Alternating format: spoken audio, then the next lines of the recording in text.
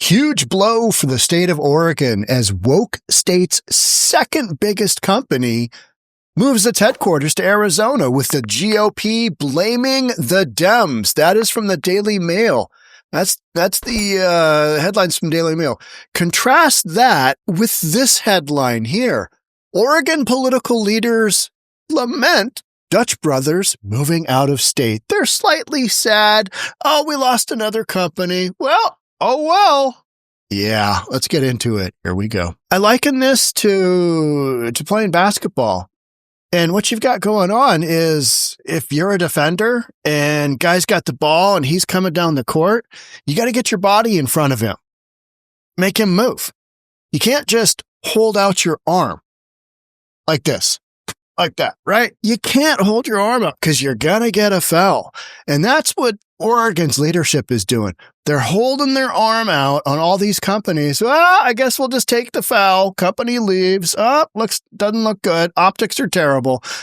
Leadership in Oregon is just letting company after company after company after company go. They just don't seem to care. They don't get it, or they're not engaged, or it's on purpose. You know, you can't make this stuff up. This is a massive company. An iconic coffee chain founded in Oregon has officially decided to move its headquarters from the woke state to Arizona. Dutch Brothers coffee giant confirmed this week that it will shift operations from its original base in Grants Pass, which is damn near California.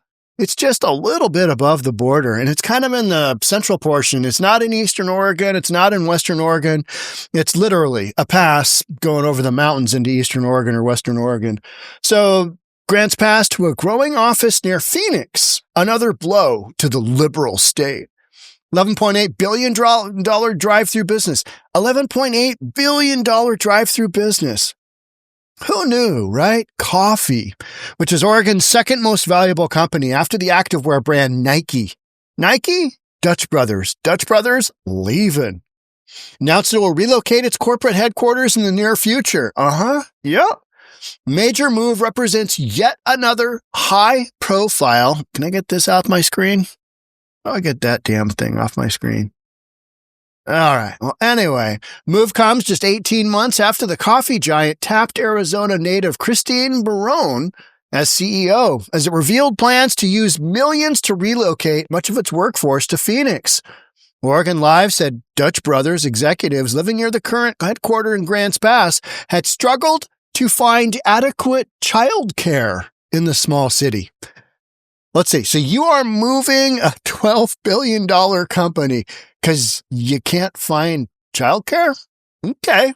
All right. I mean, let's just roll with that. It's Oregon, right? We'll just roll with that. Just, yeah. But Republicans say the Democrats, including Governor Tina Kotek's, should have fought far harder to keep the chain in the Beaver State as its revenue continues to rocket. Instead of holding their arm out, getting the foul, move your body, make some effort, put together some stuff that businesses can say, you know what? We need to stay here. We've got a future here. Instead, the Democrats are literally just taking the easy way out. Well, I don't really want to work all that hard. I don't want to get my body over in front of that opponent. So I'm just going to take the lazy way out and throw out my hand and hope that they just stop. Just stop with the ball and they don't score on me. I hope that happens. That's literally what you've got going on here. Because Democratic leadership in Portland, in Oregon, in Salem, is just hopeless. You guys can't retain anything. Some also suggested liberal policies passed in state capital Salem were anti-business and helped drive Dutch Brothers to the Republican stronghold of Arizona. Aren't they? Yeah, but they're pretty purple. I mean, Arizona. Guess it depends where you are. Yeah, Republican stronghold. It's been that historically, you know. Dutch Brothers has seen more than just a coffee company. It's been a valued employer, a community partner, and a symbol of innovation and grit, said Representative Dwayne Yunker, Republican from Josephine County, in a written statement. He's like, why? He knows eventually, he's a Republican, he knows eventually that all these businesses leaving, it has a massive impact on the tax base. Massive impact on the tax base. Their departure should alarm every policymaker in Salem, yet it doesn't. So what's going to happen? Just more taxes are going to get loaded onto the constituents. And you know what? They're just going to keep voting blue and go, why are we paying so much? How come we're paying so much? I don't get it.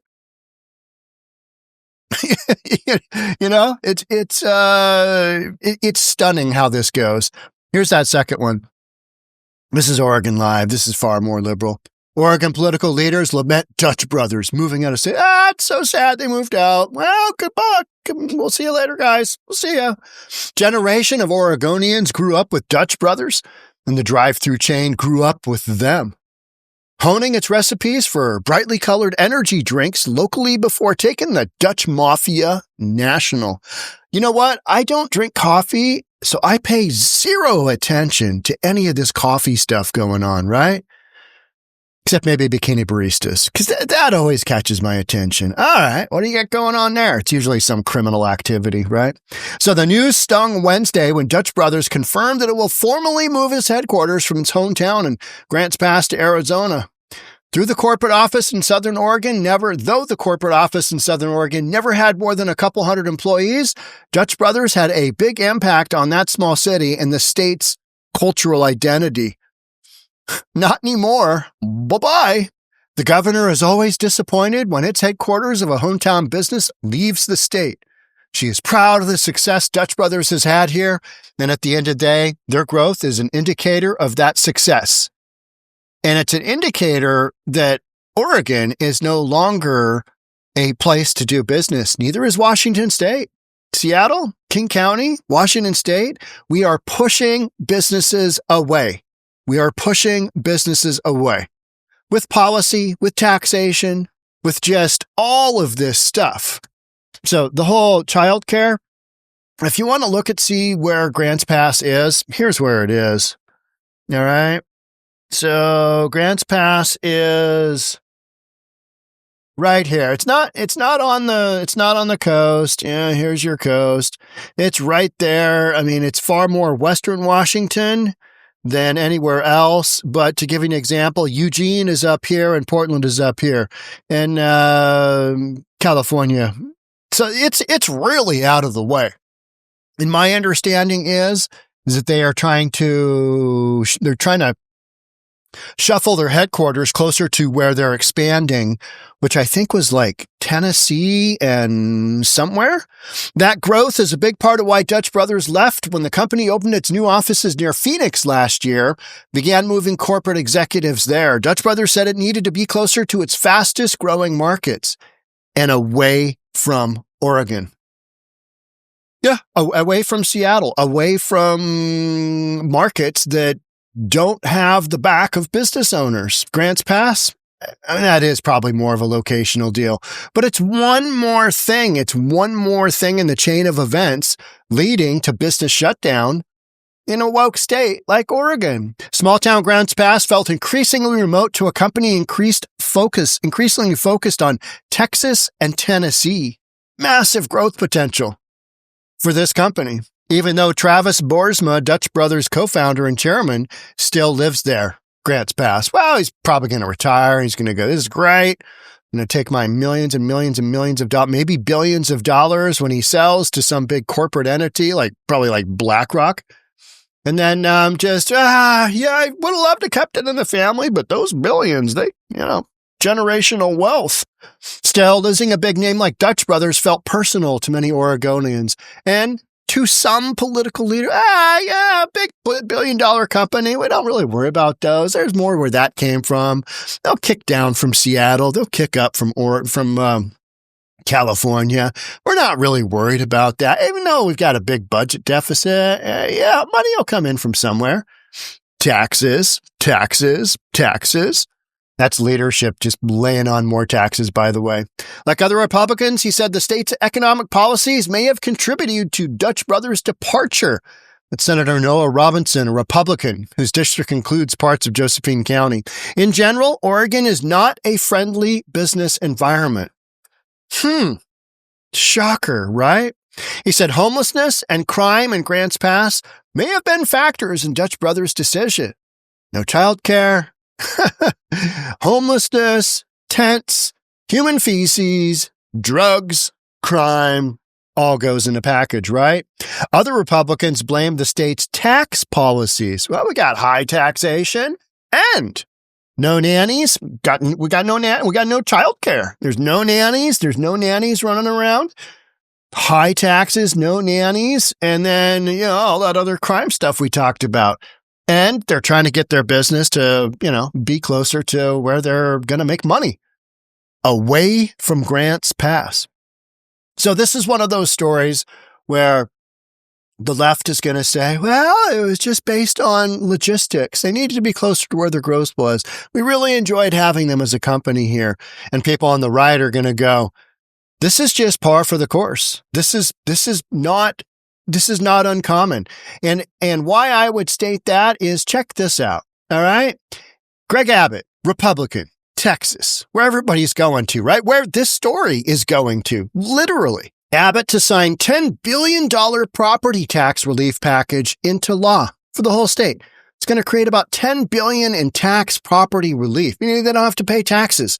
Since when do you ever see a Democrat state reducing property taxes, reducing any taxes at all? You don't. And it's because they're Republicans. They get it. Hey, let's make it a little bit easier on our folks. Let's give them a little bit of tax reprieve here to the tune of about $10 billion. It's not going to do a lot, but it's going to be better than the opposite, which is exactly what my state did. Washington State did. What did they do? Washington State budget adds $9 billion in taxes. $10 billion Texas, taxes down. $9 billion in taxes, Washington State, up. Down, up. Yeah. Raising affordability concerns. Businesses are looking at Washington State. Wealthy people in droves right now. Baby boomers in Washington State and in Oregon looking to get out. Because it's not. Somebody asked me to do a video on kind of my thoughts of where I would probably retire to. And I'm working on that. But the reason I haven't done the video is, I need to do a bunch of research and I'm not ready to retire yet. I'm not, in a position that's really a thing. Still consider myself working, which I do. I mean, yeah, it's not easy putting together 12 podcasts a week, getting them all out the door. You might think I just sit here, but I actually have to kind of read and understand some of these articles beforehand. So I got to do a ton of research before I get on here and just blast off with something that's just completely wrong. And then the whole YouTube experience just runs down my throat. Rightfully so, for saying a bunch of nonsense that doesn't make sense.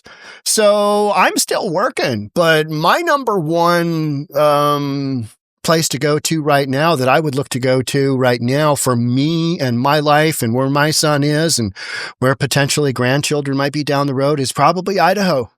It's close enough to make that trip back and forth. A lot of people do it. It's kind of West Coast. Otherwise, I'd probably go, I think Tennessee is a strong contender. Just go to Tennessee. I mean, that to me would be pretty cool. But Idaho, if I've got grandkids here, I'd want to be around, but I just want to be in a community that ain't Seattle. How about that? Some like-minded people.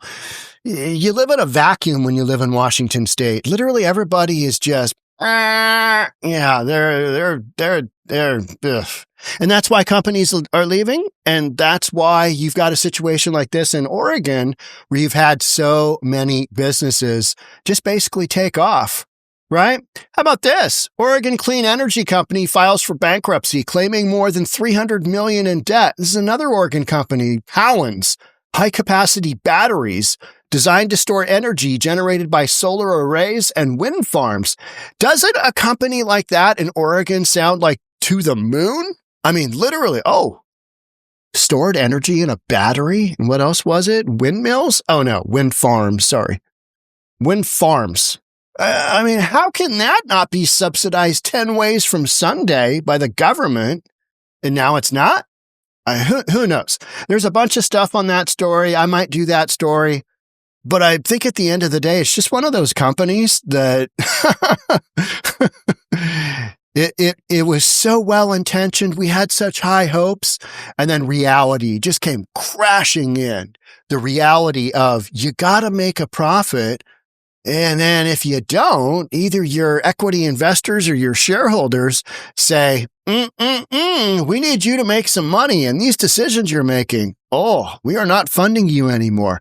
And that's how you get to 300 million in debt, just dumping cash on top of the pile, right? Well, if we just keep throwing cash in there, something should work out. It's like I've been talking about the last few weeks. The quickest way to get yourself out of a massive hole that you've dug for yourself is to stop digging. Yeah, you're digging yourself a hole and then you got to stop. And then how do you get out? I don't know. That's not my problem. But because you're in the hole. I'm not. I'm just telling you one of the best ways to stop that inertia from taking you down. Stop digging. Stop doing what you're doing. But Oregon and Washington, they're continuing to go down this road. And I think they keep going down there. Other states that I would consider, Texas, Oklahoma, you bet. My parents live there. My brother lives outside of Dallas, North Dallas, in Texas. I got a bunch of nephews down in nieces and I guess great nephews. I don't know. You know what I mean? In Austin. So a lot of options there, but when you grew up on the West Coast, you kind of want to stay close to where your family and friends are. And I think some of my family will end up moving to Idaho because it just makes sense. It's kind of like a mini version of Seattle, what was at one time, but it's now become suburban because so many people have left the big blue cities, and they're leaving the big blue cities and states because of, this absolute nuttiness going on. Now, last thing I'm going to talk about is protests grow violent late Saturday on West Coast, Best Coast. So I covered that. I had a thumbnail. I had a live stream all set up for 8:30 and the No Kings protest. It would have been part 2 of the No Kings protest.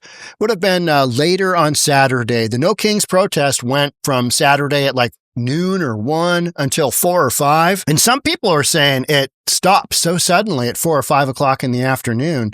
Instead of having all these thousands of people just milling around, it stopped because they were all paid protesters. Is that true? No. But it's probably partially true. There's probably some truth in the fact that some of these folks were paid. Wouldn't surprise me at all. I mean, there's evidence out there, but it's like, all right, there's a Craigslist ad saying $500 for the day, come out and protest. There's another ad saying $20 an hour to come out and protest. And you're like, all right, okay. You had 75,000 people in Seattle roll through Seattle, and then they all just went home and there was zero activity. I got back from a boat trip. I had about a dozen kids on my boat. Shouldn't say kids. They're in their early 30s. And my son's friends and some of his friends from fraternity, Pi Kappa Phi, and some of their work friends. And so we went out, just had a great day on the boat. And I'm glad I didn't cancel that trip because I would have come back to, hey, let's go live stream. Nothing. The nothing burger that was part 2 of the No Kings protest. There was nothing. We went so we got back to Eastlake, which is a couple of miles away from Cal Anderson Park, drove up to Cal Anderson Park, took a look around. It was quieter than normal. I think all the people that are normally there they're all worked up doing their, 1.5 mile protest. 75,000 people in a 1.5 mile sequence of protest was just chock-a-block full of people. And even Brandy Cruz said, wow, that's a lot of people. And there was. So that ended. There was nothing going on at the federal building. We drove by. There was nothing going on at Cal Anderson Park, nothing going on at Seattle Center where all this stuff had happened. It wasn't until later that night, Saturday night, that there was a little bit of activity at around 11 o'clock. Antifa put the beat down on Cam Higbee. He's a local YouTuber. He's kind of doing a version of what Jonathan Cho has done before Jonathan's, known by everybody. But he got hit in the head a couple of times with some brass knuckles, and he got assaulted. And will anything come of that? No. So you had that at 11 o'clock on Saturday. And during the day, there have been quite a bit of activity at the Tukwila Ice Complex, which is about half an hour from where I'm sitting right now. It's a half an hour drive. And so it's to the south of downtown Seattle by quite a few miles. And for me, it's to the south and west of where I'm sitting. It's kind of out it's out in this Burien Tukwila community, south end of Lake Washington. It's out of the way.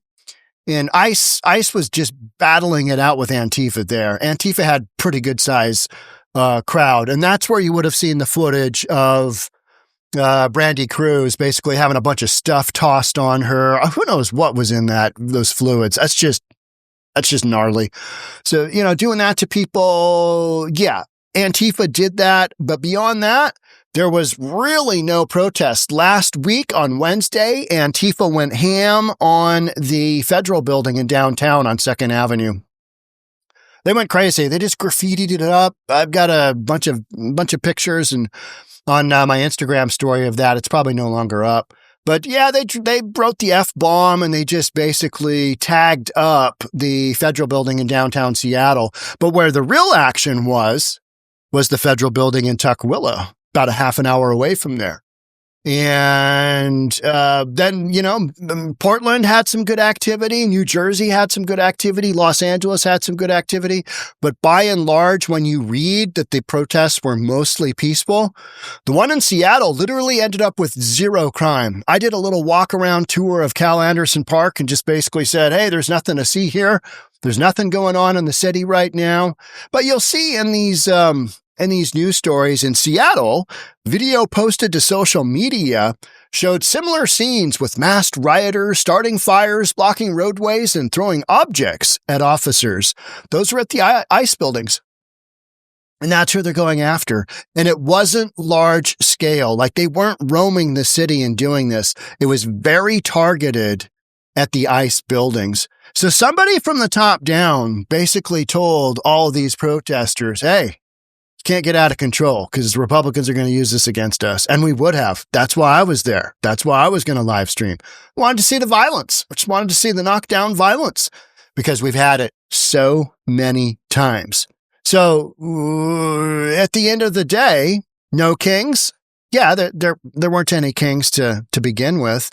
Some of the other things they were protesting. So you got no kings, no secret police. They're very against secret police. Secret police, just a hard no-go. No kings, no secret police, and no Nazis. That's what the No Kings protest was really all about. No kings, which there aren't any, that Trump won in an election, majority of the United States, popular vote. Yeah, that whole thing. There's still no kings, just a president.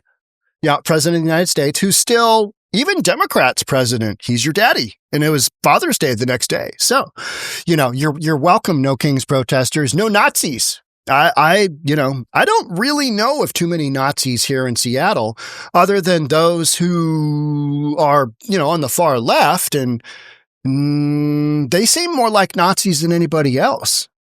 And and no secret police. Nope. We haven't had secret police before.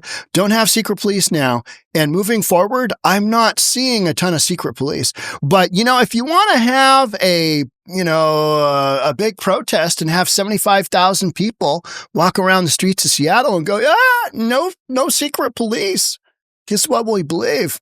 Okay. I don't have any issue with that. I just think it's an enormous waste of time because protesting like that is an enormous waste of time. You woke up on Sunday morning. How'd you feel after your big protest? How'd that make you feel? Did you feel good? Did you feel good that you went out there and made a difference? You talked to a bunch of people who already voted your direction? And they all said the same thing. Oh, no kings, no Nazis, no secret police. You feel good up after that? Because that's all you get. Because you didn't make a damn bit of difference in anything else. Protest was just, it was a news blip. Oh, it's 75,000 people. All right. And what difference did it make? Zero. You made zero difference. When Joe Biden was just basically untethering the southern border from any sense of lawlessness, you didn't have Republicans out in the street. No, whatever we would have come up with, right?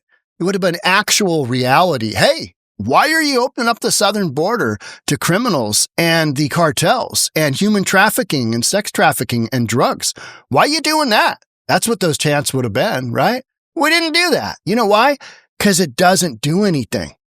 It's not effective.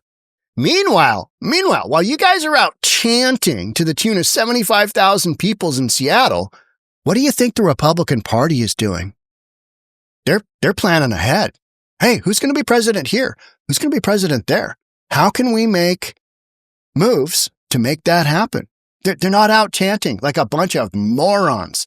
And that's who, basically went out, is people that are really, really misguided. They think that going out and holding a sign that says no Nazis, no kings, no secret police is really going to make a bit of difference. I mean, if you feel warm and fuzzy doing that, I'd say go for it. But that's the difference. Republicans are based on facts and what's in front of them. Sometimes, arguably, it's our version of facts versus, somebody else's. All right. Okay. There's always two sides, right? But it's not based on holding a sign up, hoping things get better. Because at the end of the day, you still got another 3.5 years with Daddy Trump. So I hope that big protest really tides you over for the next 3.5, because that's about all that you accomplished with that big fat nothing burger protest here in Seattle, Washington. I mean, Democrats can't even give me a good riot anymore. I got to go down to Portland for that? No. What's wrong with Seattle? We're just all so lame here in Seattle. We can't even riot anymore. I hope that's not a long-term thing, but it very well could be, because the optics of what's going on now have been wildly exposed, meaning you've typically got your first peaceful protest, and then anything that happens after dark is hideously violent. And that, for the most part, is true. And especially when it's on a large scale, or even just a slightly larger scale than what we saw Saturday night at the Federal Building, which is just a handful of comrades beating up a kid who was infiltrating their little comrade get-together at the ICE building, where they're going to throw some scooters and write some mean things, maybe drop the F-bomb and hope their parents don't punish them because they're still living in their parents' basement. Yeah, we got a special crew of people here in the Pacific Northwest, and everything they're doing just doesn't really make sense. Kind of like the No Kings protest. All right. That's it for me. Thanks so much for being here. I'll catch up with you in the next one. Love to have you subscribe, do all that good stuff, and I'll see you then. Bye for now.